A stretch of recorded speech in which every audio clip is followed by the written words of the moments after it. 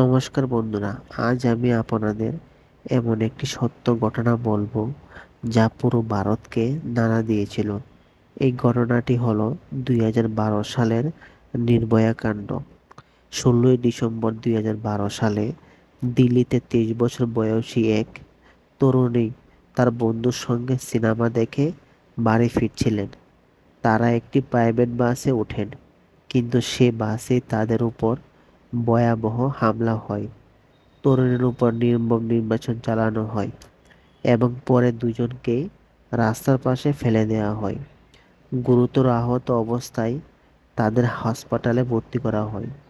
পরে উন্নত চিকিৎসার জন্য তরুণীকে সিঙ্গাপুরে নেওয়া হলেও 29 ডিসেম্বর তিনি মারা যায়। তারই প্রকৃত পরিচয় গোপন রাখা হয় এবং দেশবাসী তাকে নির্ভয়া নামে ডাকতে শুরু করে। এই ঘটনার খবর ছড়িয়ে পড়তেই সারা দেশে ব্যাপক প্রতিবাদ শুরু হয়।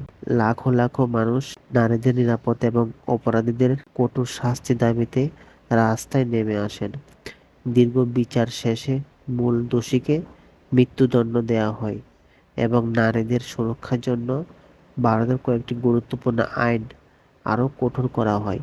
নির্ভয়ার জীবন আর ফিরে আসেনি, কিন্তু তার ঘটনা আজও আমাদের মনে করিয়ে দেয় যে নারী নিরাপত্তা নিশ্চিত করা আমাদের সবার দায়িত্ব। বন্ধুরা, এরকম সত্য ঘটনা সম্পর্কে জেনে কিরকম লাগলো কমেন্টে জানাবেন। এরকম নতুন নতুন ভিডিও পাওয়ার জন্য আমার চ্যানেলটিকে সাবস্ক্রাইব করে দেবেন।